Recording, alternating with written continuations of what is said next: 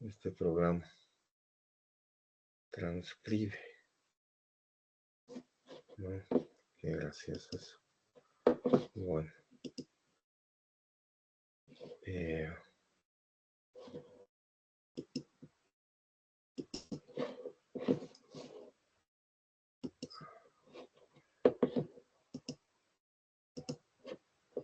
Uy, voy a salir de este.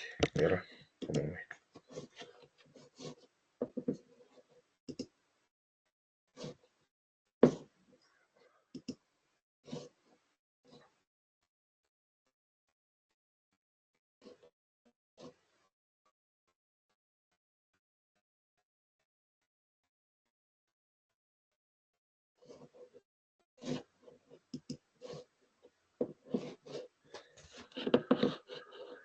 A ver.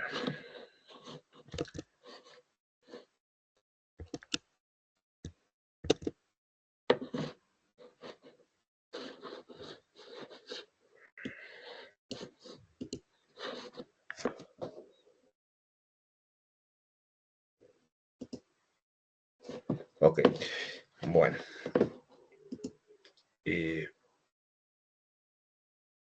Voy a compartirles el contenido para la clase de hoy.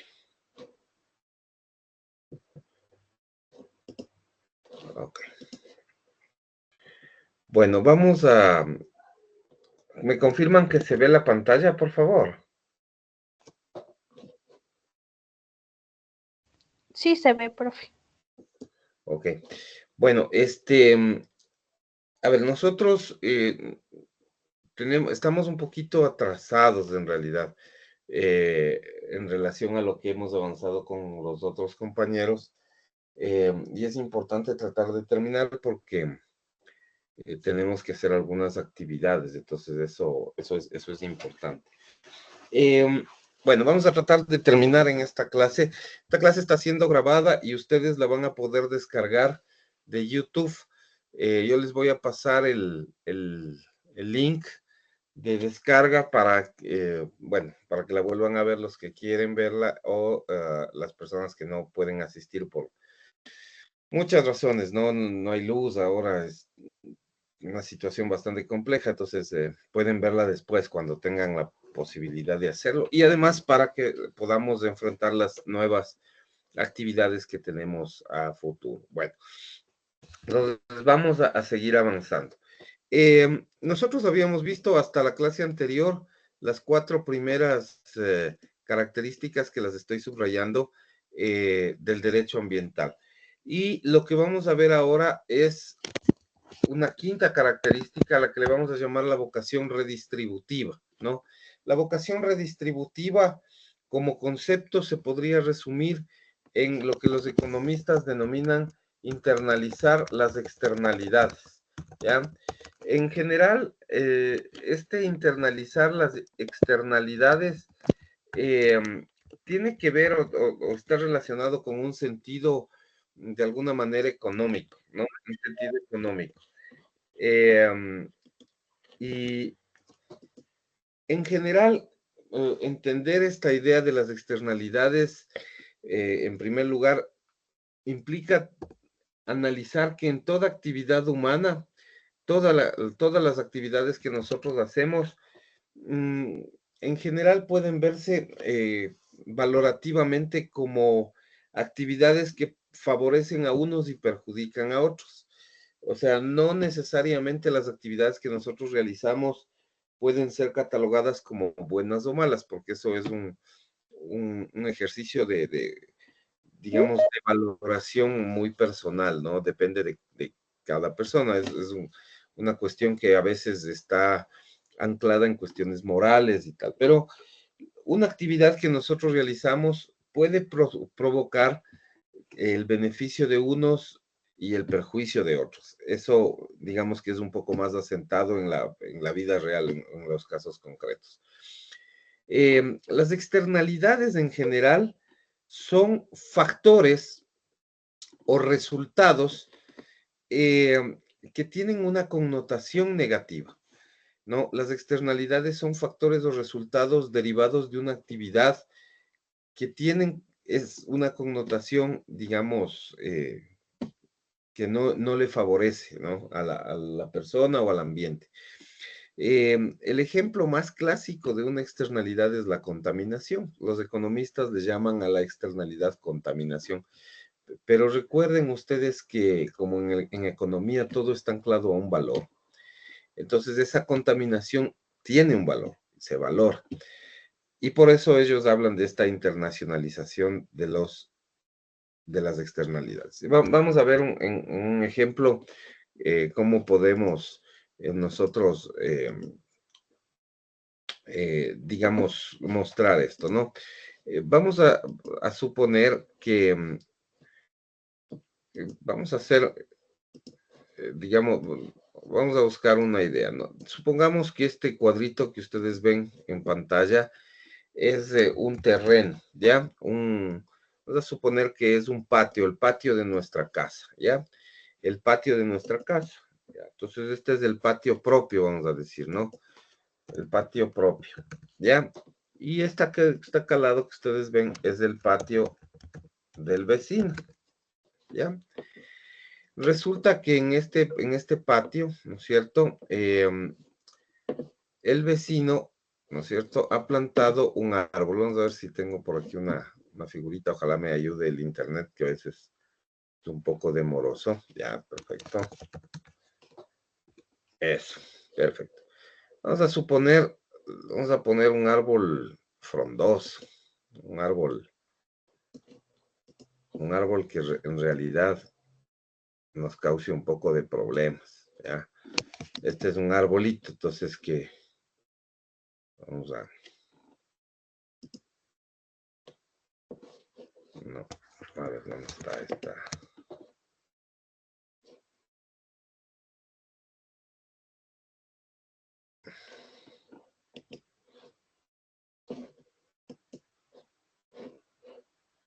Vamos a ponerle, no sé, que no me funciona esto.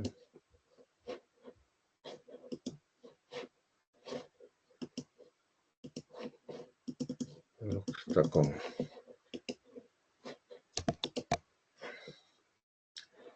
A ver, ¿qué pasó?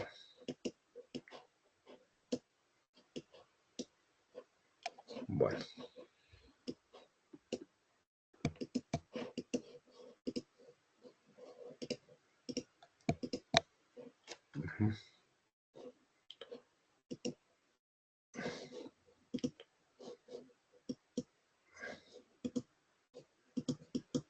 Qué raro que no me permite, a ver, voy a hacer otra cosa mejor. Ahí.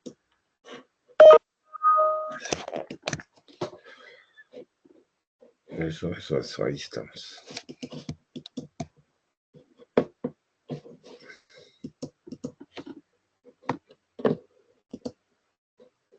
¿Dónde estaba? Que yo le vi.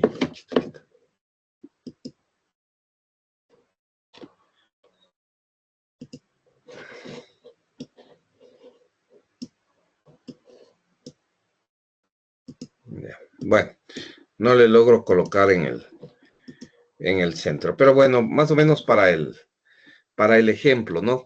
Este vecino ha colocado un arbolito en su terreno y este terreno, digamos, este arbolito, por efectos del viento, por efectos de la lluvia, eventualmente pues se caen las hojas, se caen las ramas, ¿no? Las ramitas, por ahí si es que hay algún tipo de fruto, de flores, se caen los pétalos ya marchitos. Y bueno, claro, caen, digamos que en el jardín del propio vecino, pero una buena parte cae, digamos que en nuestro jardín también, ¿no? Cae en nuestro jardín. Entonces, nosotros, que digamos, generalmente no tenemos mayor problema, ¿no es cierto? Empezamos a ver que en nuestro jardín empieza a aparecer algunos residuos, ¿no? digamos, algunas manchas, algunos residuos, ¿no? En nuestro propio jardín, ¿no? O sea, a ejemplificarle, eh, bueno, de alguna manera, lo que tenemos es básicamente unas manchas, ¿no? Que van cayendo derivadas de las hojitas y las ramitas y todo lo demás. Y esto mezclado con la lluvia y la tierra. Vamos a suponer que además tenemos un perrito ahí que va y se mete ahí, hace todo un lío, ¿no? Entonces, eh, um, cada cierto tiempo nosotros tenemos que tomarnos del trabajo de limpiar, ¿no? De limpiar. Y el problema para nosotros va a ser que siempre estamos limpiando, siempre estamos, eh, digamos que haciendo ese proceso, pero a nosotros del árbol en realidad en la práctica no nos favorece mucho que digamos, ¿no? Más bien nos causa un perjuicio. En vez de estar haciendo otra cosa dedicados a cuestiones nuestras, pues en realidad estamos limpiando el jardín, ¿no? Cada cierto tiempo. Entonces, en algún momento determinado, bueno, ya eso le cansa a cualquier persona, es decir, es un beneficio para el dueño del árbol, pero para nosotros es verdaderamente un perjuicio. Entonces, ese es un problema, ese va a ser un problema siempre. Y nosotros vamos a tener que tomar alguna medida porque no podemos o ya no queremos que siga sucediendo esto. Entonces, la pregunta que viene y la pregunta que yo les planteo es qué hacer, qué harían, cuál sería la opción que podríamos tomar. ¿Qué dicen? ¿Qué opciones les parece que podrían ser adecuadas? Podríamos comunicarnos con el vecino y decirle que todos los residuos de su árbol están cayendo en mi jardín y si es posible que él pudiera limpiar. Ok, que el vecino pueda limpiar los residuos del árbol. Bueno, esa es una gran respuesta, ¿no? Esa es una muy buena respuesta, ¿no? Vamos, negociamos con el vecino para que sea él el que limpie los residuos eh, de nuestro jardín. ¿Qué dice el resto? ¿Qué le parece esa solución? ¿No tiene alguna otra solución en mente? O también podría ser que le pode un poco al árbol para que ya no haya, o sea, ya no caiga tanta basura en nuestro patio. Ujú. O sea, le pedimos que lo pode, ¿no es cierto? Pero me parece una buena solución también. Sin embargo, ahí tenemos un tema pendiente. Una vez podado, las ramas vuelven a crecer y probablemente tengamos el mismo problema un poco más adelante, ¿no? Em, en realidad son dos buenas respuestas. Es lo que normalmente todos haríamos. Ahora, ¿cuál ha sido la respuesta del derecho ambiental? El derecho ambiental ha actuado tal como la señorita Ibarra planteaba. Eso es lo que ha hecho el derecho ambiental históricamente. Lo que ha planteado es básicamente establecer que quien se beneficia de un impacto ambiental debe asumirlo. El que se beneficia de esto debe asumirlo. Claro, si nosotros lo vemos en perspectiva, el dueño del árbol está recibiendo un beneficio directo. Por ahí incluso escénico, ¿no? Porque el árbol puede verse magnífico en su jardín, súper chévere, ¿no?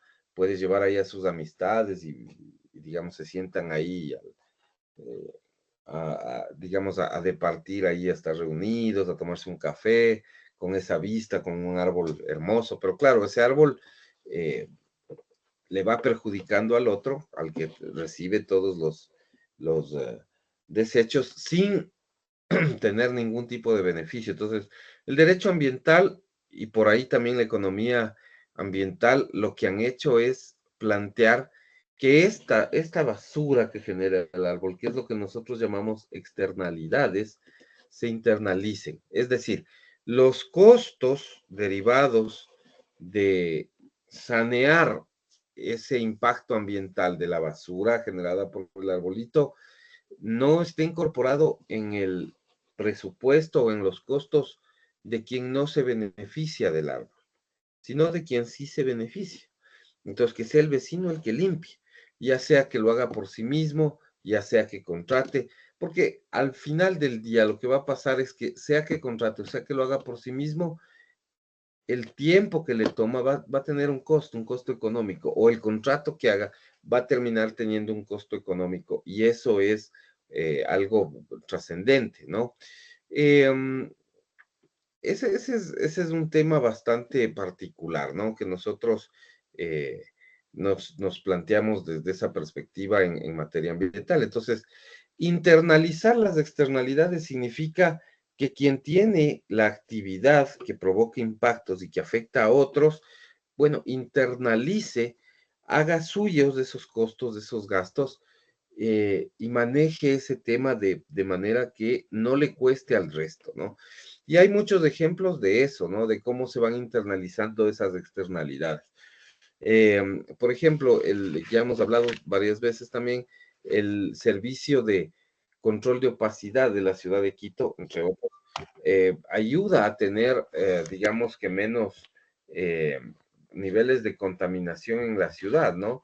Eh, claro, nosotros lo que tenemos en términos generales es que probablemente en Quito existen aproximadamente 400,000 vehículos y casi 3 millones de habitantes. Entonces, resulta que es la minoría la que tiene la propiedad de esos vehículos y en general esa minoría es la que genera la contaminación de la ciudad al aire, ¿no? Me refiero. Entonces, claro, ahí hay una redistribución, una vocación redistributiva del derecho ambiental que lo que hace es que básicamente le cobra, ¿no es cierto?, esa revisión de tránsito, esa revisión mecánica que incluye estas medidas de los niveles de concentración de monóxido de carbono en los escapes de los vehículos, le traslada a los que tienen vehículos, o sea, ellos se benefician del vehículo, ellos se mueven de un sitio a otro, bueno, que sean ellos los que paguen esa revisión y, por cierto, cualquier tipo de mejora de las condiciones de su vehículo, porque si no lo hace de esa manera, está perjudicando a la mayoría, ¿no?, que no tienen vehículo, ¿no? Entonces, un poco va por ahí el asunto, ¿no? El sector que se beneficia de determinada actividad tiene que asumir los riesgos, los costos y además el hecho de mantener un control del tema de la contaminación. Entonces, ese es básicamente el internalizar las externalidades, implica asumir los costos derivados de actividades contaminantes o dañosas al ambiente, ¿no? Igual va a pasar, por ejemplo, si, digamos, yo, a ver, aquí veamos si tengo alguna, no tenemos ninguna de estas, habría que dibujarle, bueno. Por cierto, si ustedes, pensemos en un río, ¿no? Supongamos que este es el cauce de un río, ¿no?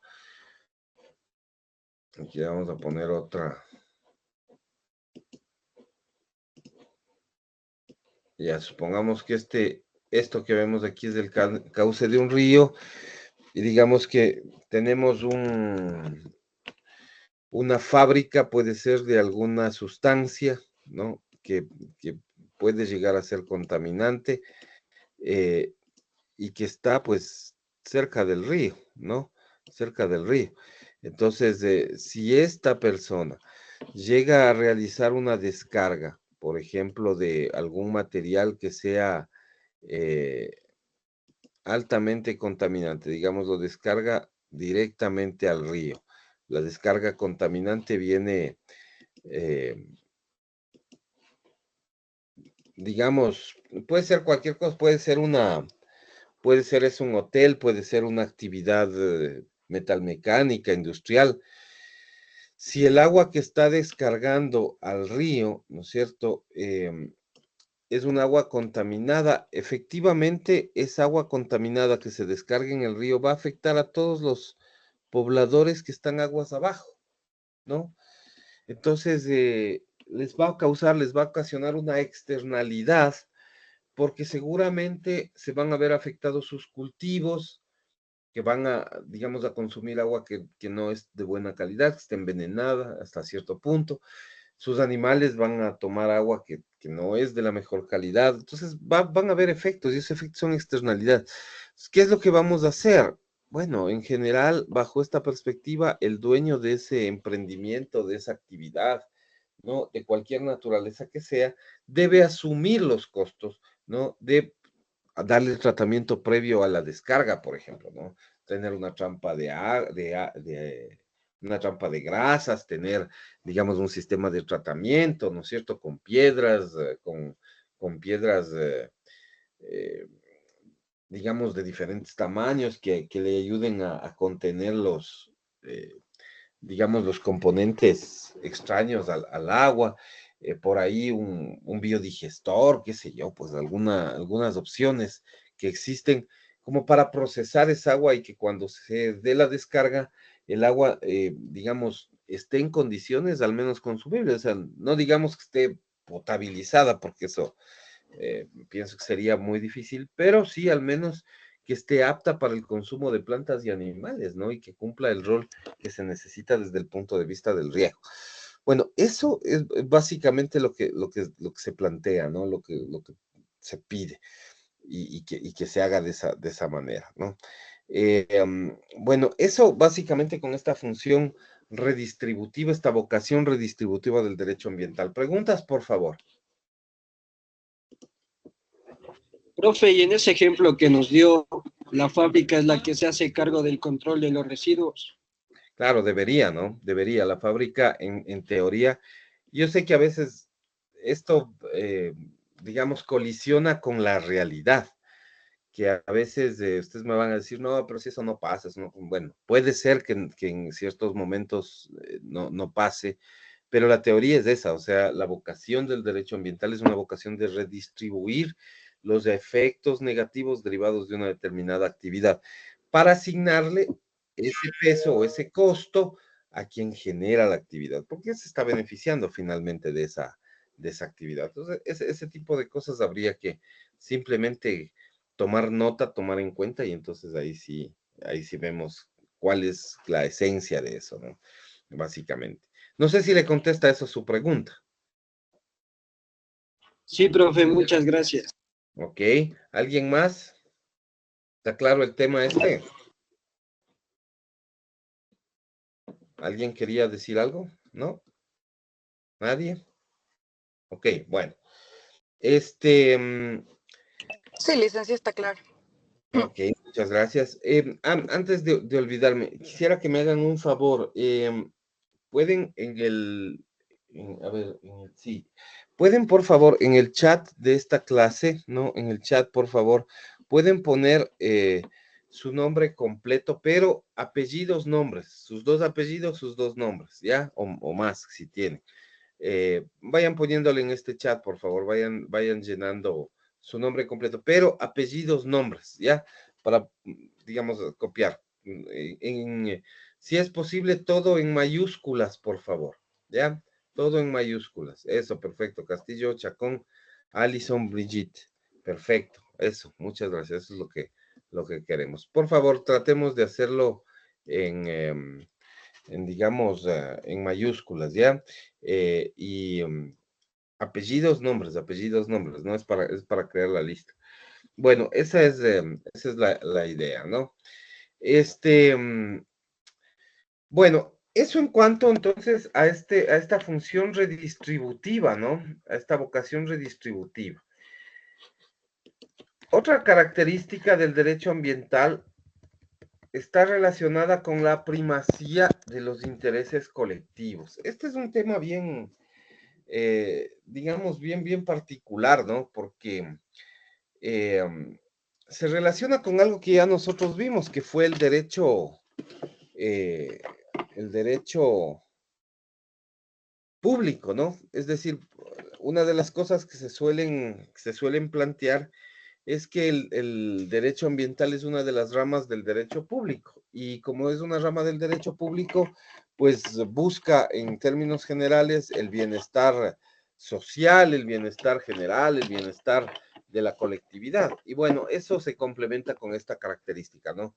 El derecho ambiental siempre busca hacer que primen los intereses colectivos. El mejor ejemplo de esta primacía de derechos colectivos generalmente es el proceso de participación ciudadana, ¿no? Participación ciudadana. Este es el mejor ejemplo, participación ciudadana, ¿ya? Y dentro de este ejemplo, digamos, la participación ciudadana básicamente consiste en la facultad del derecho que tiene la sociedad de intervenir en las decisiones estatales, ¿no? Sobre todo en nuestro campo, aquellas que puedan llegar a generar algún tipo de impacto ambiental. Esa es la esencia, ¿no? La esencia básica de la participación ciudadana. Y yo les diría, hay 3 tipos de participación ciudadana. El primero, que es la participación ciudadana propiamente dicha, pero que en la normativa le vamos a encontrar como consulta ambiental, ¿no? Siempre se le lleva como consulta ambiental, es la denominación más común. Y la consulta ambiental como tal tiene algunas características básicas, ¿no? Primero, la consulta ambiental, digamos, para operativizarse, uno debe tener en cuenta que es el Estado el que decide, ¿ya? Es decir, lo que sucede en la consulta ambiental es que se pone a disposición de la ciudadanía la posibilidad de que decida sobre una decisión, sobre digamos, alguna decisión, valga la redundancia, del Estado que pueda causar impacto ambiental. Entonces se le consulta a la gente. Y lo que se le consulta en realidad es su opinión, su postura, su punto de vista respecto a qué aspectos económicos, ambientales, técnicos pueden mejorarse dentro del proceso, sociales incluso, ¿no? Como socioambientales se suele decir. Pero a la final, aun cuando la gente no esté de acuerdo, el Estado es el que decide, ¿no? El Estado es el que decide. La consulta ambiental está regulada, está normada por la Constitución. Me parece que es del artículo 378, ¿no es cierto? Ya les voy a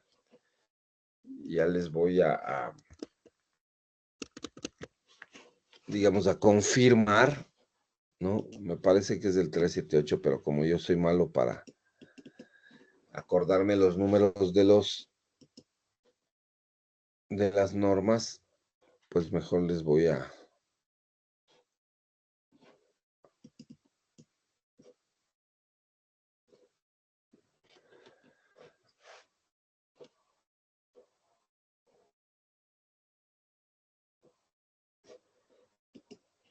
Ok, a ver.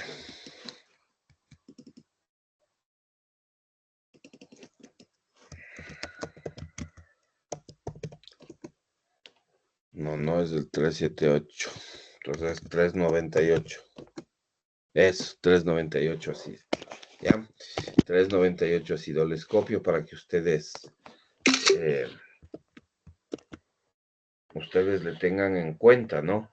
La consulta ambiental está normada en el artículo 398 de la Constitución, que les dice que toda decisión o autorización estatal que puede afectar el ambiente debe ser consultada a la comunidad, a la cual se le informa amplia y oportunamente. Pero el sujeto consultante, como ustedes ven, es el Estado. Es el Estado el que consulta y, bueno, la consulta previa es de otra forma, ya lo vamos a ver. ¿Ya? El Estado valora la opinión de la comunidad según los criterios que establece la ley, que son básicamente, ya les dije, económico, ambiental y técnico. Y si del referido proceso de consulta resulta oposición mayoritaria, la decisión de ejecutar o no el proyecto será adoptada por resolución motivada de la instancia administrativa superior.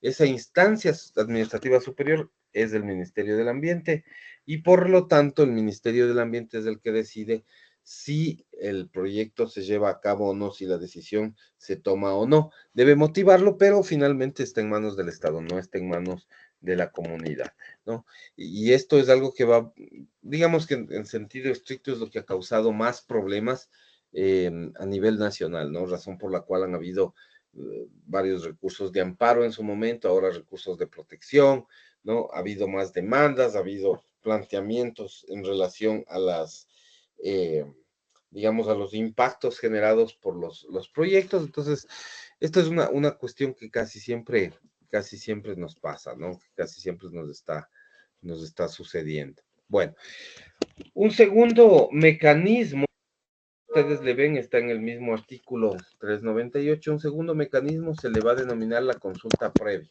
¿ya? Y entonces la consulta previa es, en cambio, un tema que tiene también algunas características, pero aquí no decide el Estado, la comunidad decide.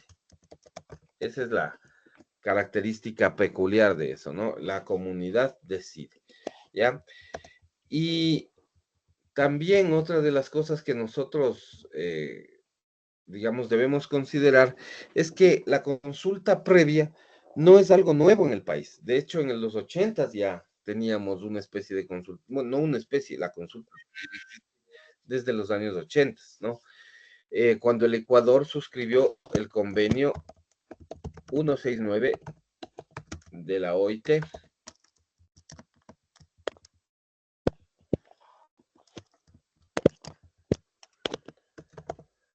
de la OIT, ¿no? Se suscribe ese convenio, ¿no es cierto? Y empieza a operar. Ya lo vimos un poco, ¿no? En la definición que tenemos en el 398, ¿no es cierto? Digamos que la propia Constitución nos habla de que la ley debe regular la consulta previa, ¿no? Y la participación ciudadana. Como decía yo, la participación ciudadana es, digamos, la consulta ambiental, en otras palabras, son sinónimos, es así como le trata la normativa. Por ahí pueden haber desacuerdos respecto a cómo se le trata desde el enfoque normativo, pero en relación al tema está aquí, ¿no? La ley regulará la consulta previa, dice. Ahora, es consulta previa y consentimiento informado, ¿ya? Consulta previa y consentimiento informado. Entonces, digamos que ahí suele haber algunos contingentes, ¿no? En todo caso, además de este artículo 398, donde apenas le nombran a a ver, alguien me parece que quiere ingresar, ya sí quiere ingresar, ok. La consulta previa, digamos, además de que forma parte del ordenamiento jurídico desde hace un montón de años, antes de la Constitución Nueva, en los años, digamos, 80, sí ha sido incluida, pues, en la Constitución. Y ustedes en el artículo 57, ¿ya? Artículo 57.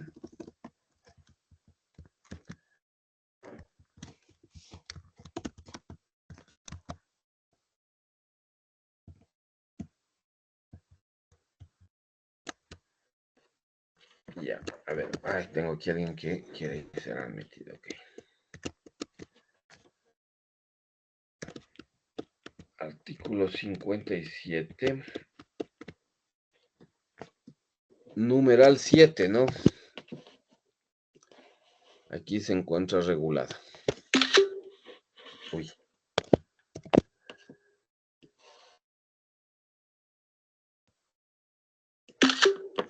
Eso.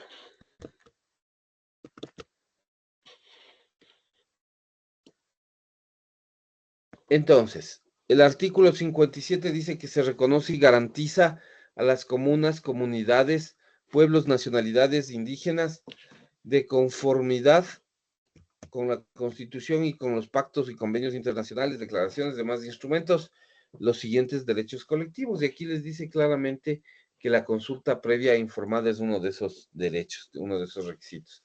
Dentro de un plazo razonable sobre planes y programas de prospección, explotación y comercialización de recursos no renovables. Esto es básicamente gas, petróleo, minería, etcétera. No, básicamente eso. Por los perjuicios sociales, culturales y ambientales que se usen con la fuerza de ley. Entonces, este es el concepto básico, ¿no es cierto?, de la consulta previa, pero aquí la comunidad sí va a decidir. O sea, aquí el kit del asunto es que la comunidad decide. Hay una sentencia famosa de la Corte Interamericana de Derechos Humanos que dice relación con el pueblo Sarayaku, en donde digamos que a ese pueblo se le ha vulnerado los derechos intentando hacer la construcción de unos pozos de petroleros sin haberles consultado. Los pueblos Sarayaku, ubicados entre Pastaza y Napo, decidieron acudir a la Corte Interamericana de Derechos Humanos y de hecho ya ganaron el proceso, ¿no? Entonces, claro, porque el tema normalmente tiene mucha relación o relación directa, ¿no es cierto?, con los derechos fundamentales, los derechos colectivos de los pueblos y nacionalidades indígenas. Quizás ese es un tema que nosotros debemos tomarlo con pinzas, y es que la consulta previa y el consentimiento informado en su conjunto no se direccionan a todo el país, no pueden ser aplicados en todo el país, sino solamente a comunidades ancestrales u originarias. Eso básicamente. Entonces, si no lo hace a través de comunidades ancestrales o originarias, no vale. Y lo mismo, si es que hay comunidades ancestrales o originarias y uno ejecuta una consulta ambiental en lugar de la consulta, lo que va a tener es de la consulta previa me refiero, va a tener es una nulidad, ¿no? Una completa nulidad. ¿Ok? Eso en cuanto a esta modalidad, ¿no? A esta segunda modalidad. Y una tercera modalidad en el campo del derecho de la primacía de los intereses colectivos, una tercera modalidad es básicamente la consulta popular. Ya, la consulta popular tiene como, digamos, características también que la comunidad decide. Ya, aquí el Estado no decide, se le pregunta a la gente y la gente decide. Entonces, esa es una primera característica. Una segunda característica tiene que ver no con la autoridad, o más bien dicho, con la autoridad que resuelve el proceso. Entonces, aquí todo el proceso de consulta popular no funciona como en los dos casos anteriores a través del Ministerio del Ambiente, sino aquí tenemos la función electoral. La función electoral es la que resuelve el tema de qué cosas se preguntan y qué no. Y como ustedes vieron, ¿no es cierto? El año pasado recién, o principios de este año recién, hemos hecho una consulta popular que estaba direccionada hacia el Yasuní Tete y hacia el Chocó Andino. De todas las preguntas, me parece que fueron 11, 2 se referían a esos temas puntualmente. Y bueno, siempre va a ser la función electoral la que decida, ¿no? En todo caso, ya les estoy chequeando las referencias.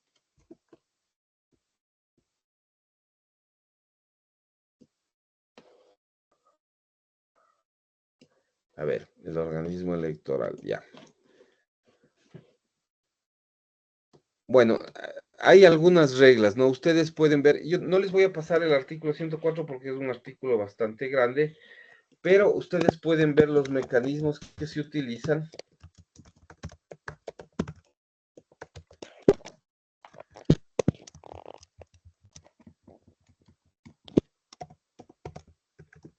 ¿Ya?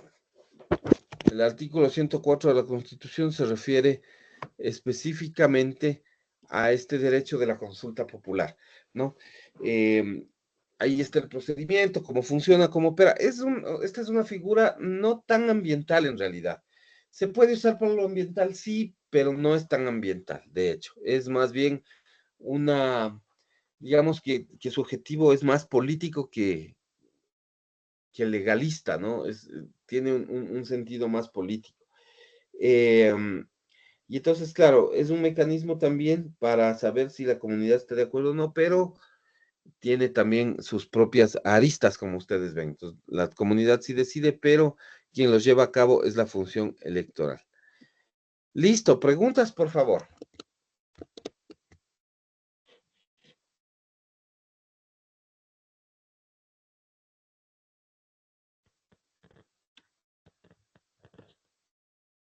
Ok, nada, ninguna preguntita. A ver, tengo un problema en la transmisión, no sé, déjeme solamente un minutito, voy a desconectar un segundito, arreglo y estoy con ustedes. Un segundito, por favor, no se me vaya.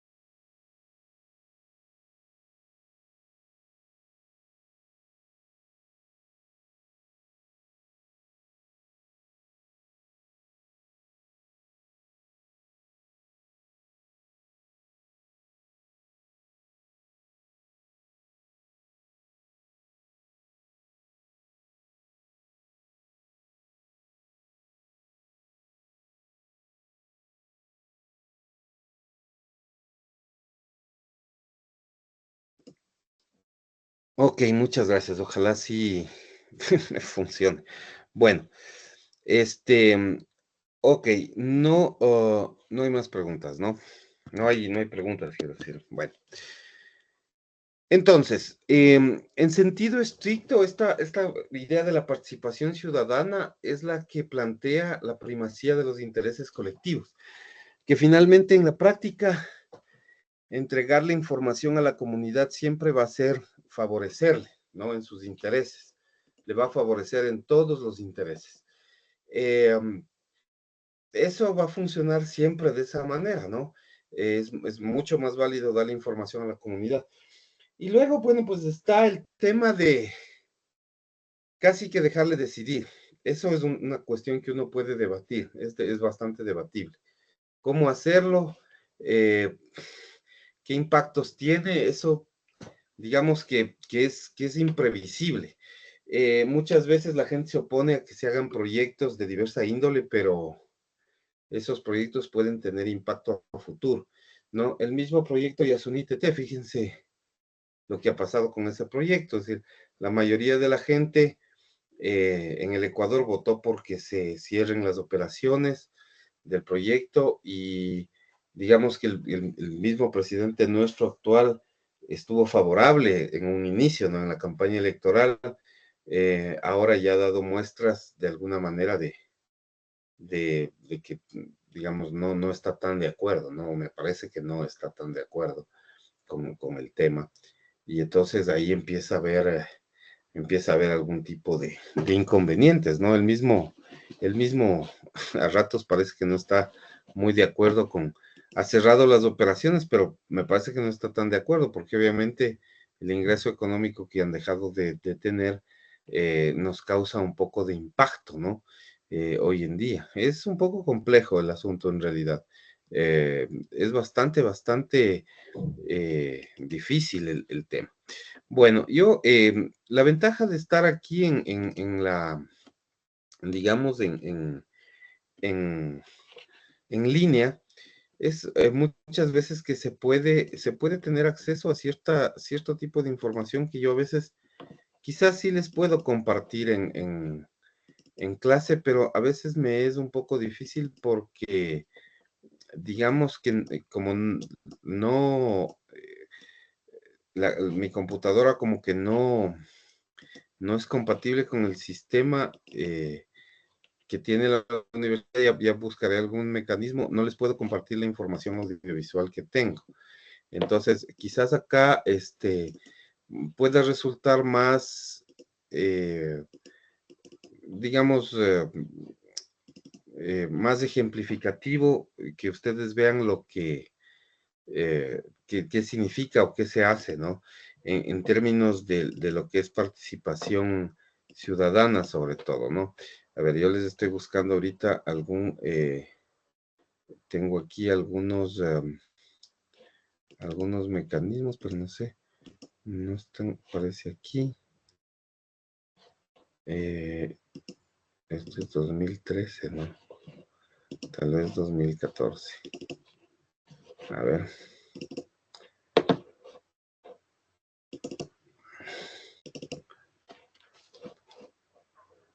A ver, vamos a ver.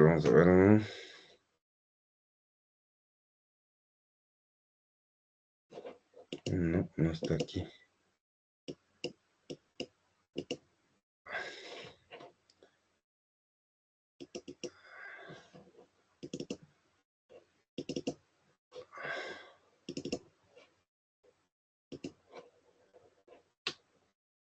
A ver, ¿dónde tenemos? A mostrarles básicamente qué es lo que normalmente se hace, ¿no? Cómo se hace, cómo se lleva adelante las participaciones ciudadanas. A ver. Bueno, estos son documentos súper legales, ¿no? Les voy a compartir por un momento este tipo de documentos, a ver, para que ustedes más o menos tengan idea de la documentación legal que se genera, ¿no? En la participación ciudadana, se genera mucha información. Entonces, por ejemplo, uno de los mecanismos que existen son centros de información pública, ¿no? Y entonces, esto es súper legal, ¿no? Es la documentación legal que se genera. Por ejemplo, este es un acta de apertura de un centro de información pública, ¿no? Que integra los datos. Este es un proyecto, ¿no? Eléctrico. Entonces, con las horas de inicio, ¿no? Quienes participan en el, digamos, en el proceso de apertura, y lo mismo en el cierre, ¿no? Entonces, por ejemplo, ustedes ven que aquí se ha abierto el 1 de marzo, según veo, del 2014, y se ha cerrado el 15 de marzo del 2014, 15 días, ¿no? Entonces, eso es lo que se ha cerrado, y aquí están las observaciones de la gente, ¿no? Quizás, no sé si aquí le voy a rotar un poquito la vista para que ustedes más o menos vean. O sea, la idea es que la gente, esto es súper legal, ¿no? Es una cosa que nosotros siempre buscábamos, ¿no?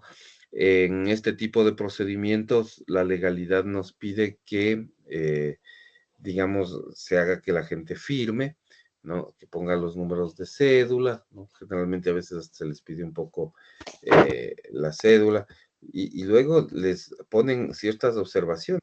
Esa es la idea de este tipo de estudios. Entonces dice, ¿por qué no consta mi nombre en la lista de actores? Dice, ¿no? Pero sí consta en la lista de afectados. Preguntaba en ese momento don Juan Esquerre, Naute Olivo, dice, ¿no? Preguntaba él el por qué. Habría que ver por qué, no me acuerdo, había mucha gente, ¿no?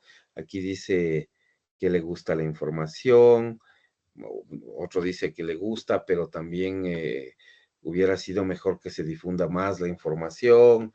El otro dice que necesita más información, y no existen todos los nombres de los afectados, que es más o menos lo que dice el otro. En cambio dice que por qué él está en la lista de afectados, si era solo actor, ¿no? Él quisiera saber, por ejemplo, esta persona quiere saber cuánto le van a pagar mensualmente por usar la finca, ¿no? Su finca.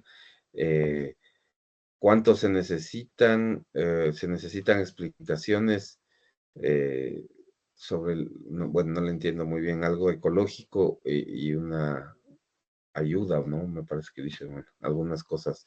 Hay que considerar que a veces la gente no, mucho en campo, a veces no hay cómo pedirles mucha ortografía o mucho de ese tipo de cosas porque no, mucha de la gente no sabe leer ni escribir, ¿no? Entonces, bueno, aquí están otras observaciones, ¿no? Ustedes ven, ¿no? Son temas totalmente legales, ¿no? Totalmente legales. Normalmente otro de los temas son las convocatorias, ¿no? Convocatorias por la prensa, ¿no? Este tipo de convocatorias con los lugares, con los sitios, ¿no? Esto es bastante común. Es trabajo de abogado en realidad esto, ¿no? A veces no lo hacen abogados y ahí es cuando se tiene problema.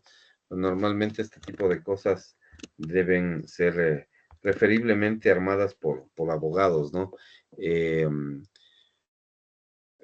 ¿Qué más? Hay los informes, ¿no? Aquí está todo el informe final, ¿no? Por ejemplo, esto es interesante. Fíjense que contiene, digamos, los antecedentes del proceso, o sea, ¿qué nomás tiene, no? Lo que acabamos de ver forma parte generalmente de los anexos, pero aquí está, ¿no? Incluso la argumentación legal del proceso, ¿no? Siempre mucho detalle, ¿no? Muchísimo detalle, ¿no? Qué actividades se hicieron, se coordina la gestión del proceso, ¿no es cierto? ¿No? Las visitas a las áreas, cuando se presenta el estudio del borrador del estudio de impacto ambiental, informes técnicos, ¿no? Ahí están. Miren, es una cantidad de información más o menos importante, ¿no? Aquí están, fíjense los mecanismos que se usaron. Una presentación pública, aquí está la fecha, cuándo se hizo, qué hora se hizo. Otra presentación pública, ¿no? Aquí, vean, por ejemplo, aquí les dice en qué comunidad se presentaron, Las Mercedes, Río Pachijal, les dice la comuna de Las Mercedes. Estos son 2 centros de información pública, son los lugares donde se llevó a cabo el proceso, las convocatorias públicas, publicada en Diario Telégrafo, 2014, en domicilios de oficinas y actores, las invitaciones, ¿no? En página web, el correo electrónico para recibir las observaciones también, en caso de que alguien quiera hacerlo. No es muy común eso, pero ahora es un poco más común eso, antes no era tan común, ¿no? Aquí autoridades se invitó, ¿no? Autoridades de ese tiempo, ¿no? Para que participen en ese proyecto, para que también den su opinión, digamos, ¿no? Se realiza un proceso de invitación, ¿no? Están los mecanismos con resumen, con las convocatorias. Fíjense ustedes, realmente es un trabajo más o menos importante, ¿no? Para un abogado es bastante importante, bastante larguito. Todo esto es informes de cosas que se suelen hacer en campo, ¿no? Directo. Aquí está ya digamos que el acta, ¿no? De la asamblea, de cómo se va llevando a cabo, quién lo que dice, qué argumenta, qué presentan, el foro, ¿no? Lo mismo acá, un breve resumen. Este es el resumen que hace el facilitador, ¿no? A veces no son abogados, ¿no? Entonces no tienen ahí cuestiones de estas, ¿no? Todas esas observaciones que veíamos, entonces se procesan y hay que darles una respuesta, ¿no? Entonces, hay felicitaciones, pues ahí no hay nada, ¿no? Pero él, por ejemplo, aquí el señor Patricio Garzón, en alguno de los textos, ha solicitado información sobre las indemnizaciones y aquí se establece qué es lo que quiere, ¿no? Se le explica con claridad todo el proceso de compensación que la institución otorga a los propietarios afectados y se le explica las dimensiones de la franja de servidumbre. Esa franja es de 30 metros porque es una línea de 230.000 voltios. Bueno, este tipo de cosas, aquí se les va diciendo qué se les explicó, cómo se les explicó. Todo esto suele quedar grabado, ¿no? Hay archivos de audio se hacían en ese momento. Hoy con redes sociales es mucho más fácil eso, pues se puede transmitir en tiempo real. Y aquí están las conclusiones del proceso. Fíjense ustedes, todo un proceso enorme, ¿no? Que tiene, aquí están los anexos que lleva el documento, con registros, con todo, ¿ya? Entonces, digamos, es un tema bastante complejo, ¿no? No sé si se puede ver alguna otra cuestión. Bueno, estas son convocatorias, en realidad no. Bueno,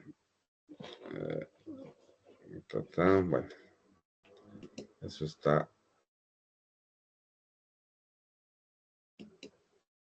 A veces sí hay algunos temas. Bueno, veamos si puedo encontrar algún otro tema que no sea de utilidad. Donde se pueda ver algo más. Pues si no, pues.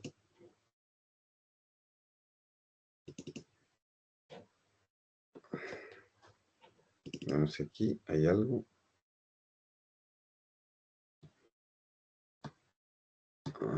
No sé si hay alguna cosa de fotos, tal vez sería interesante, pero tendría que buscar un poco más.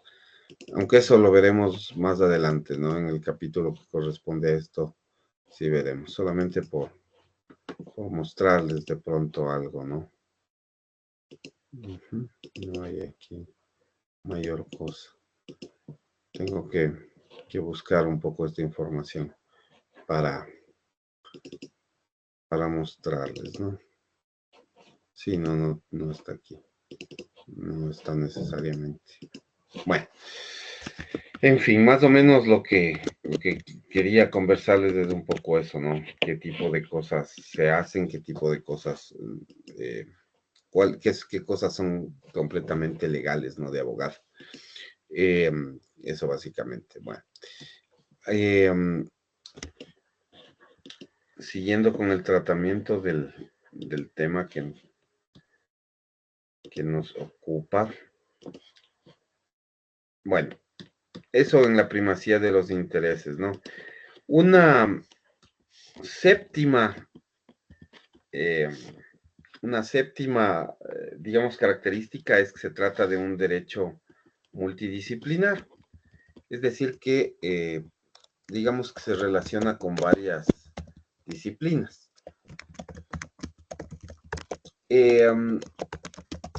Eso es quizás, en el campo ambiental, eso es muy importante, porque el campo ambiental es quizás el que más relaciones guarda con las disciplinas, digamos, técnicas sobre todo, ¿no? Entonces, por ejemplo, si ustedes quieren hacer hay muchos ejemplos, ¿no? Que les puedo mostrar sobre eso, ¿no? De cosas que no podemos hacer los abogados por nosotros mismos, sino que necesitamos, de hecho, la ayuda de profesionales en diversos campos.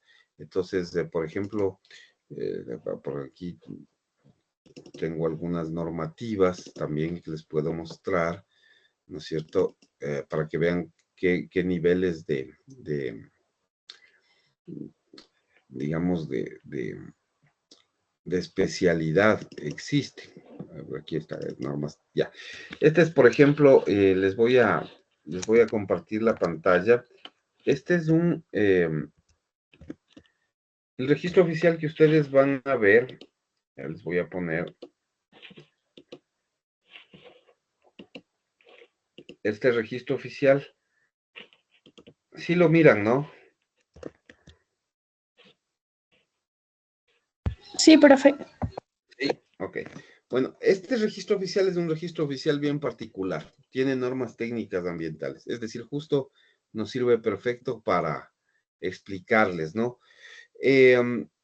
Cuando nosotros hacemos normativa como abogados, normalmente si se trata del campo civil, del campo penal, por ahí, tal vez del campo derecho administrativo, en general es suficiente con un abogado o un grupo colegiado de abogados que que promuevan la normativa, pero en el caso nuestro, en lo ambiental, a veces no es suficiente. ¿Por qué? Porque hay términos técnicos que nosotros tenemos que incorporar y quizás es la rama del derecho en donde más cuestiones técnicas aparecen. Entonces, miren ustedes, aquí, por ejemplo, este es el anexo del texto unificado de legislación secundaria del Ministerio del Ambiente, es normas técnicas relacionadas con prevención y control de la contaminación ambiental para sectores como electricidad, telecomunicaciones y transporte, puertos y aeropuertos.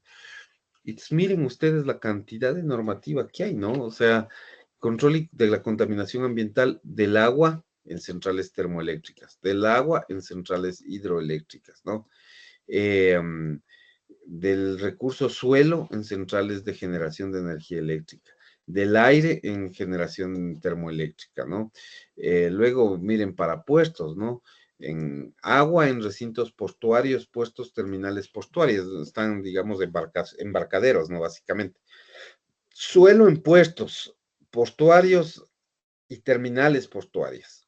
Lo mismo con ruido, temas de ruido, fíjense ustedes, ¿no? Temas de emisiones al aire, ¿ya? Lo mismo va a pasar en los aeropuertos, ¿no? Cuestiones asociadas al agua, al suelo, ¿ya? Ruido también, que esto es importante, ruido en los aeropuertos. O sea, un avión puede ser muy ruidoso. Entonces, normas para eso. Y eléctrico, ¿no? Campo electromagnético, eso es totalmente eléctrico, ¿ya? Espectro radioeléctrico, esto es radio, televisión y en realidad normas electromagnéticas.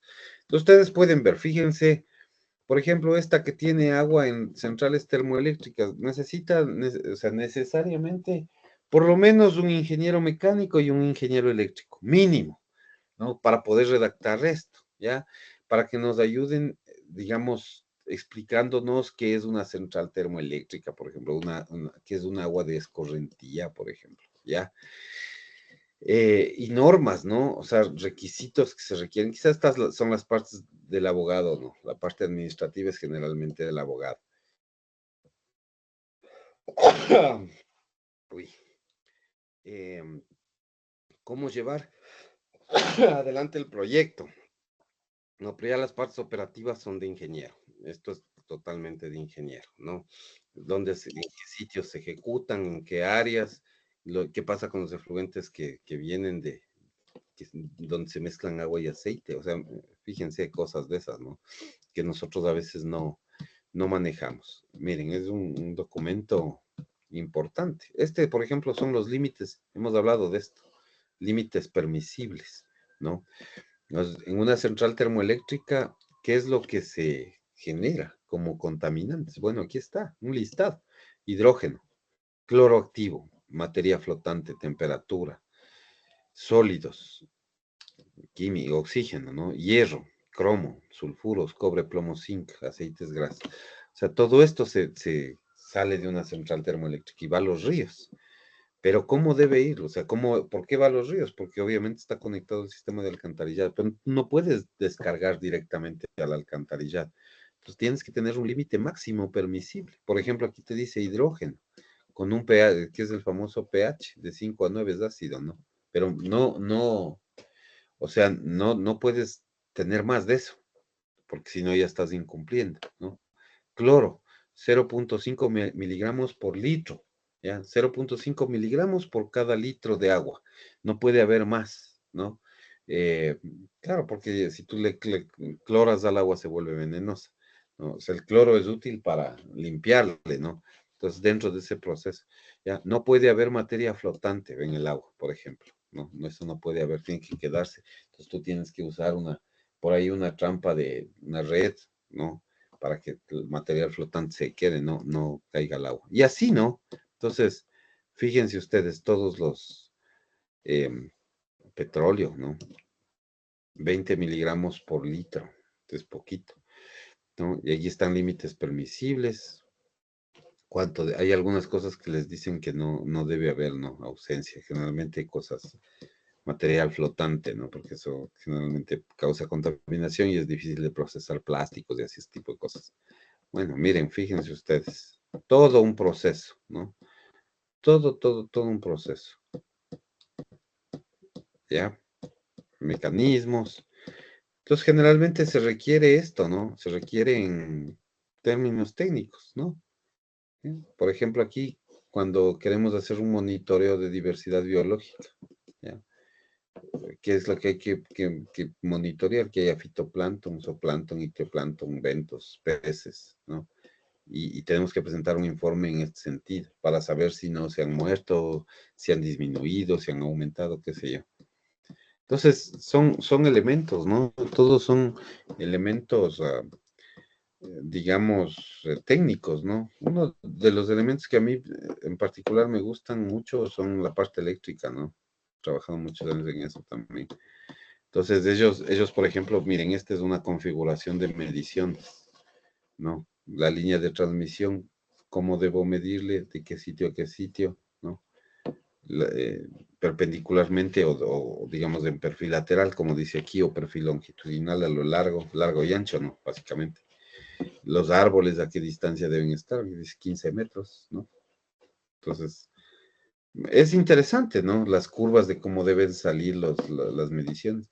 Esto realmente para un abogado probablemente no, pero nosotros estamos ahí para, digamos, armar bien la cosa, ¿no? Trabajar en conjunto y hacer algo bueno. Siempre yo pondero la historia de la ley de aguas del 72, ¿no? Pondero porque me parece que es un ejemplo súper básico.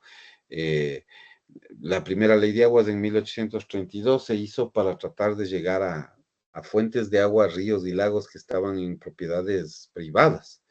El agua en esos años era considerada privada, no porque la ley lo decía textualmente, porque no lo decía, pero en realidad para que tú puedas entrar a llevarte un poco de agua de un río para alimentar a tus animales, no podías hacerlo porque te tocaba cruzar propiedad privada.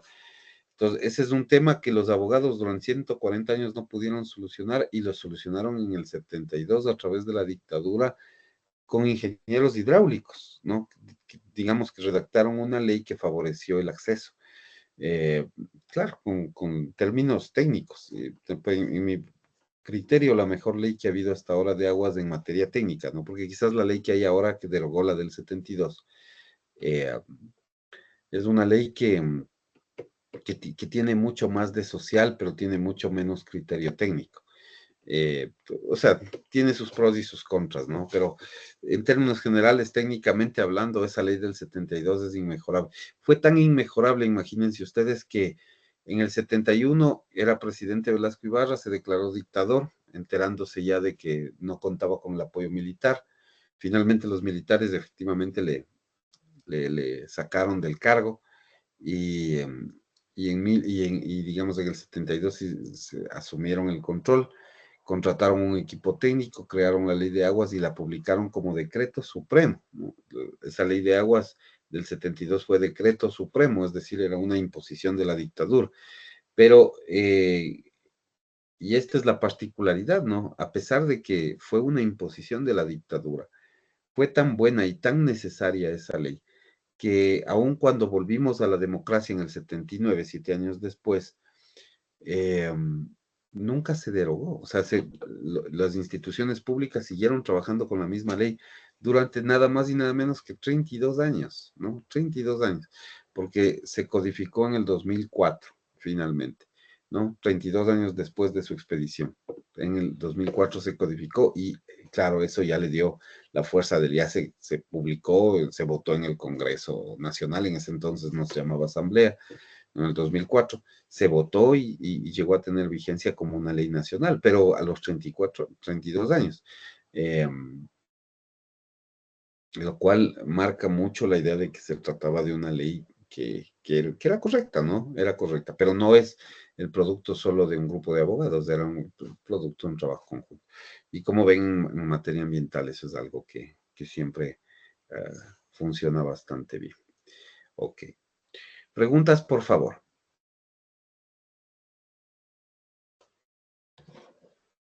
Nada, no hay ninguna pregunta. ¿Está claro? Guaguas, nada. No, profe, gracias. Sí, está claro. Bueno, Vamos a ver ya las últimas características que nos faltan. Ya para culminar con esta partecita. Aquí está. Ok, comparto nuevamente. Bueno. La otra característica del derecho ambiental es esta mixtura normativa entre lo nuevo y lo viejo que ustedes ven en pantalla. Esa mixtura es bien importante porque el derecho ambiental ha estado nutrido de eso siempre. O sea, ya hemos tratado esto en varias clases, ¿no? La incorporación de temas como el principio precautorio, temas como el desarrollo sostenible, el mismo derecho a un medio ambiente sano, son cosas que son importantes, pero que no se trataban en un inicio y luego se van tratando, se van incorporando y se han quedado. Y vamos, digamos, hoy en día vamos, por decirlo de alguna manera, vamos procesando esos temas de una manera, digamos, con resiliencia, como le dicen hoy en día, ¿no? Esa capacidad de adaptación. El derecho ambiental ha sabido ser muy resiliente, ¿no? A todos los cambios. Tan resiliente ha sido que ahora quizás estamos enfrentando nosotros, de todos los cambios que ha habido en los últimos 200 años, quizás el más significativo puede resultar siendo el de los derechos de la naturaleza, por la trascendencia que tiene, ¿no? Los derechos de la naturaleza con un enfoque absolutamente poderoso, ¿no? Potente, que implica un cambio de paradigma, una transmutación, yo diría, bueno, él habla de, ahorita que le tenemos a la mano a este caballero, ¿no? Miren ustedes, este caballero que es bien importante, yo sí creo que les hablo, no sé si les hablé de esto a algún otro curso, ¿no? Este caballero, Cormac Cullinam, ¿no? El autor de este llamado Manifiesto para la Jurisprudencia de la Tierra, ¿no? Este caballero, ¿no? Un texto bien interesante. En la biblioteca de la universidad nuestra está la traducción como Derecho Salvaje, que lo hizo la Universidad Andina, con un grupo de expertos de este librito. Él llega a decir básicamente que ya los derechos de la naturaleza son otro campo, ¿no? De hecho, le llama wild law, el derecho salvaje. No me gusta a mí esa traducción mucho que hizo la Andina, yo hubiera preferido derecho silvestre, pero bueno, está así. En todo caso, difiere del environmental law, ¿no?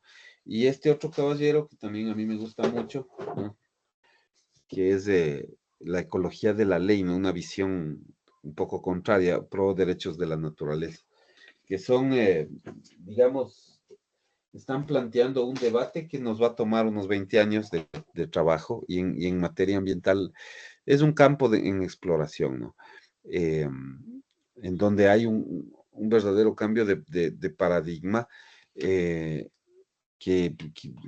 ha venido, digamos, vino súbitamente, ¿no? Se aceleró, porque no es que nos inventamos en último momento, nos inventamos nosotros, digamos, no necesariamente.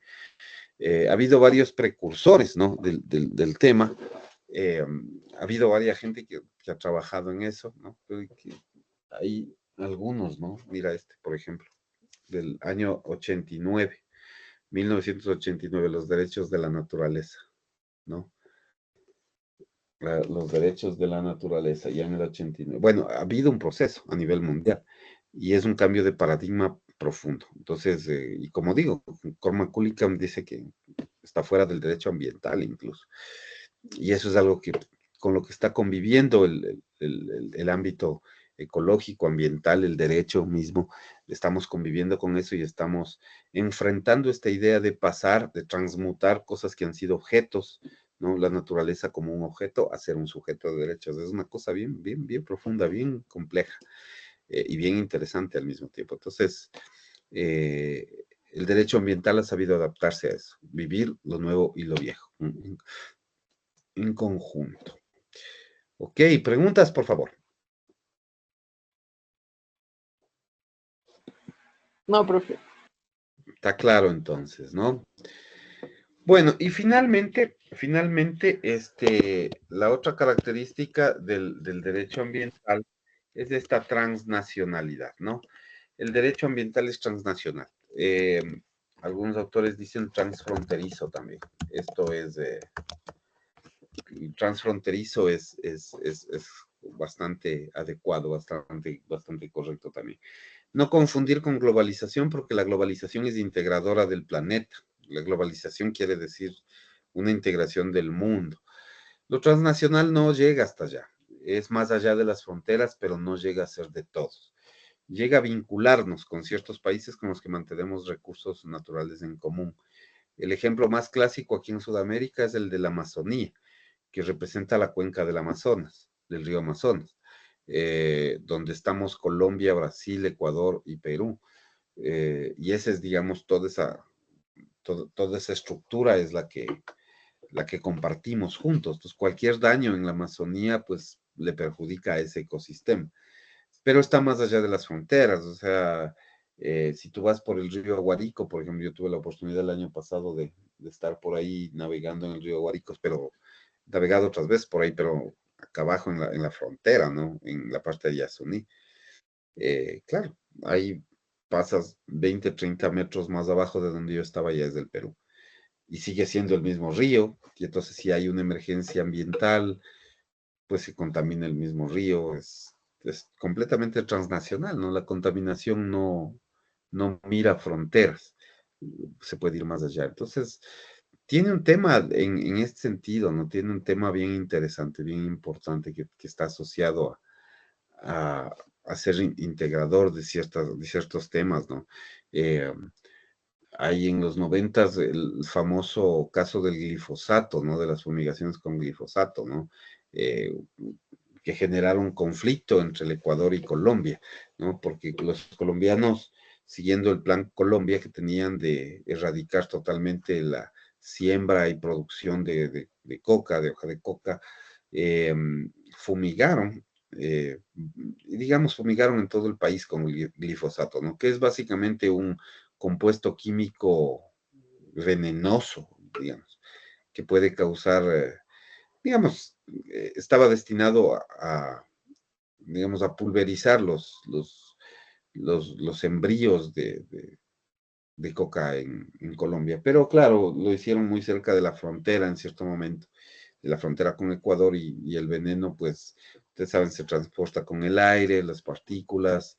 Entonces terminaron fumigando en Colombia, pero toda esa nube de fumigación lo hicieron con avioneta, terminaron aterrizando una buena parte en el país, ¿no? Arruinando cultivos de papas, de yuca en el Carchi y de otros productos en Esmeraldas también, o sea, con graves efectos. Y no solo eso, sino que, claro, nosotros tenemos poblaciones que son limítrofes, ¿no? Y claro, les afectaron, ¿no? Niños que estaban en la escuela en ese momento, gente que estaba trabajando, que respiró ese veneno, ¿no? Causándoles enfermedades, incluso la muerte por ahí de un par de personas. Claro, es complicado, ¿no? Es muy complejo. Afecciones estomacales, algunos temas, digamos, un perjuicio para nosotros y sin un beneficio, una externalidad, diríamos, ¿no? Campo de esta vocación redistributiva al derecho ambiental. Bueno, esta es la idea. Entonces, básicamente la transnacionalidad tiene que ver con salirse un poco de la frontera, ¿no? Pero no de manera global, sino de manera localizada, ¿no? De manera bastante puntual. Preguntas, por favor. Sobre este o sobre los otras características. Señorita Picho, Dayana Picho, ¿tiene preguntas? No, profe, sí está todo claro. ¿Está todo claro? Señorita Ibarra, ¿tiene preguntas? No, doc, todo bien. ¿Está claro? Ok. Señorita Castillo, ¿qué dice?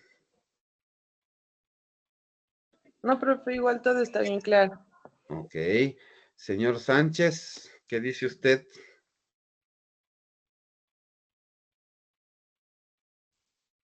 Profe, una consulta, ¿y eso también toca subir al ABAC o solo llevar a la clase? No, la grabación de la clase se refiere o a qué se refiere. Es por eso que dice ahí elaborar un ejemplo de Abajo, actividad profe. humana. Eso ya les voy a explicar, todavía no les explico esto. Profe, ¿qué Ya grabación va a subir? la grabación les voy a subir en YouTube. La grabación les voy a subir en YouTube. Ya les Y voy nos a va a pasar el enlace. por favor. Y nos pasa usted el enlace. Sí, sí, Listo. eso vamos a hacer. ¿Ya? No ven que si tenían preguntas y no preguntaron, ¿no? Después preguntan. Pero está bien, bueno. Señor García, ¿qué dice usted? ¿Tiene preguntas?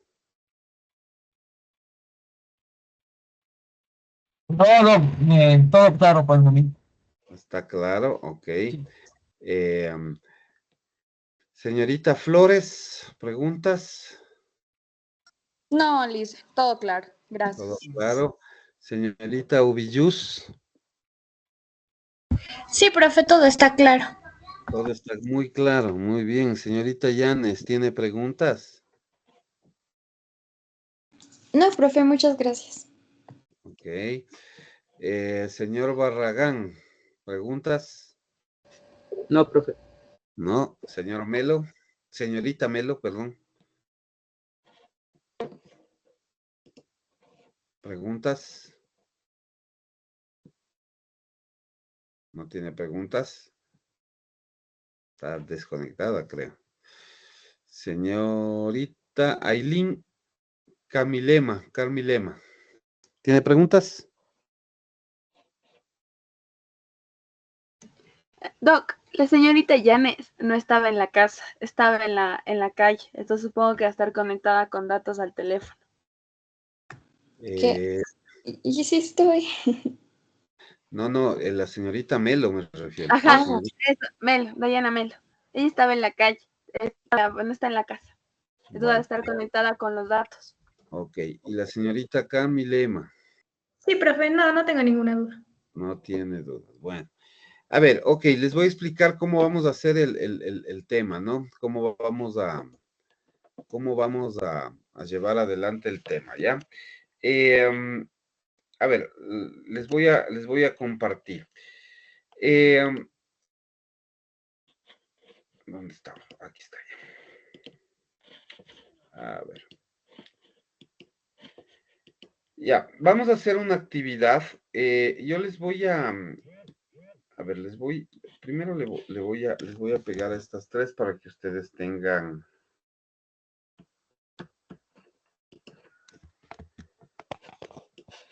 Ya, estas son las que vimos hoy. Ya. Entonces voy a pegar a estas tres aquí. Esto es lo que hemos hecho hoy, ¿no? Ya. Estas son las que ustedes ven, son las 9 características del derecho ambiental que hemos visto en estas últimas clases. Y lo que vamos a hacer es lo siguiente, ¿ya? Les pongo estas instrucciones, ¿ya? Estas instrucciones. Lo que tenemos que hacer nosotros es básicamente elaborar un ejemplo de una actividad humana relacionado con una de las características del derecho ambiental, ¿ya? No más de una, no más de una. Solamente, digamos, hay que hacer. Deme un segundito, mil disculpas. Tengo una llamada, pero esta es una llamada que me toca contestar. Un segundito, mil disculpas.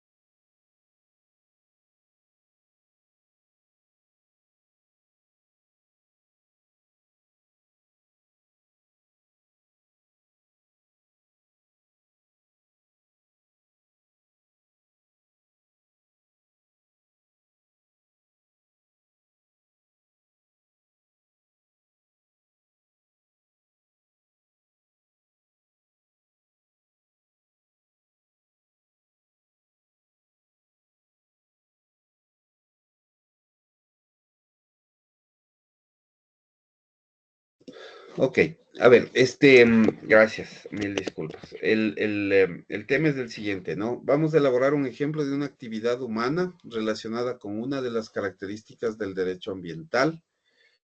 No más de una, ¿ya? No más de una página, ¿sí? Es decir, una carilla, ¿no? Lo vamos a hacer en Word.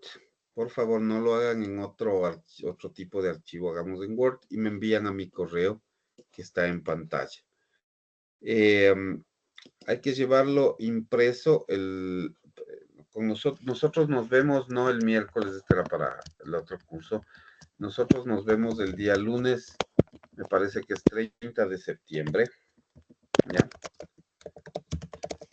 Y en el trabajo debemos incluir el nombre, el curso, que es el grupo 5 en este caso, el texto del ejemplo y la característica a la que se hace referencia. ¿Ya? Ahora lo que les voy a hacer es les voy a repartir del 1 al 9 con cuál de las características va a trabajar cada uno, ¿sí? Entonces, a ver, vamos digamos, aquí tienen ustedes del 1 al 9, ¿no? Yo les voy a dictar el número nada más para que ustedes, tomen nota, ¿no? De cuál les toca. A ver. Doc, una pregunta. Por favor, dígame. ¿Dónde están las 9 características de lo de ver? ¿Va a mandarnos a nosotros igual eso? A ver, no le entendí la pregunta. ¿Puede? Digamos, si lo que está ahí, tanto las características y todo, nos va a mandar al correo o al chat del grupo, o si no, para tomar una foto nosotros de una vez. Si quiere le pongo aquí en el chat para que lo copie, ¿no? Sí, gracias. Ok. Le pongo en el chat para que lo copien, ¿no? Está en el chat ya. Ok, ahí tienen los temas y tal, ¿no? A ver, entonces dejo de compartir para poder ver los nombres, porque si no, no les veo los nombres, ¿ya? Ok, entonces la repartición quedaría así: Dayana Picho 1, Camila Belén Ibarra 2, Alison Brigitte Castillo 3, Alexander Sánchez 4, Luis Miguel García 5, María José Flores 6, Dayana Rubí Ubillos 7, Alejandra Llanes 8, René Augusto Barragán 9, Kerly Dayana Melo 1, y Dayana Picho me parece que Sí, profe, a mí ya me dijo el 1. el 1. Ya. Eso sería, básicamente, ¿no? Entonces, con esos números ustedes lo van a hacer. Ojo, ¿no? Tienen que traerlo impreso el día lunes, ¿ya? Pero hoy tienen que enviarlo por correo electrónico, ¿ya? Por favor, el correo Tal vez electrónico. podría repetir los números, por favor. Es que se le fue el internet y no logré escuchar. Con usted, a ver. Profe, a mí también me falta el número. El problema es que ahorita se cambiaron ya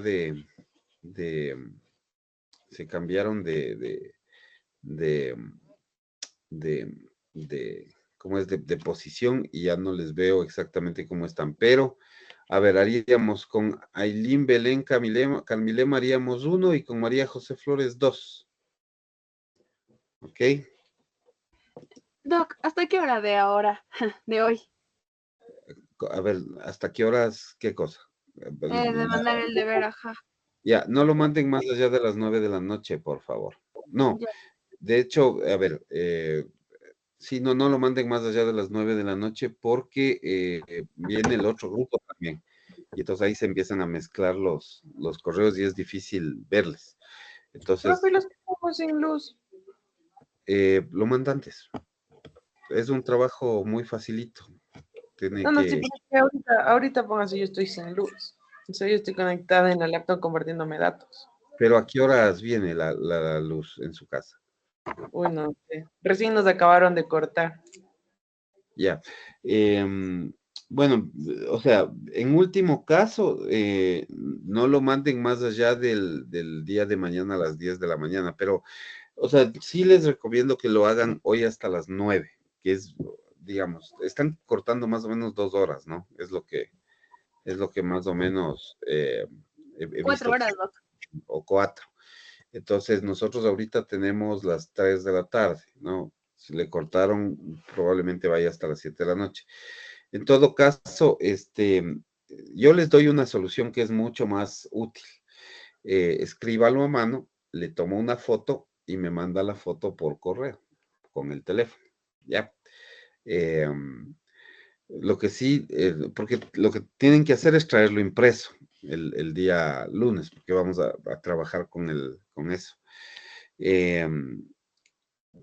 Eso sí, sería interesante que lo hagan porque es importante, ¿no? Señorita Llanes, dígame, por favor. Doc, la grabación de la clase, ¿a qué hora nos manda? Ni bien terminamos la clase. No, porque hay que bajar y tengo que, o sea, sí demora. Yo tengo un par de cursos antes. eh, yo pienso que el día viernes debe estar cargado porque digamos, la descarga toma un poquito de tiempo y luego la carga a YouTube le toma otro poco de tiempo y sí demora. Entonces no le ofrezco hacerlo de manera inmediata porque eso sí toma un poco de tiempo, pero ya estará cargado para el día lunes, sobre todo para los que vean, ¿no? el proceso, ¿no? Y que quieran ver el documento. Eso básicamente, bueno, aunque no sé en realidad en qué condiciones a veces queda grabado, porque lo interesante es cuando prenden las cámaras, pero si no prenden las cámaras, pues ahí es como un poco complejo, ¿no? Se ve solamente digamos, mi rutina. Bueno, esa es la cuestión. ¿Alguna pregunta, por favor, adicional?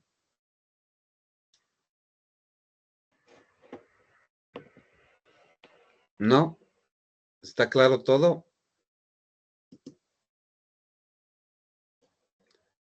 Ok, bueno. Detengo la grabación.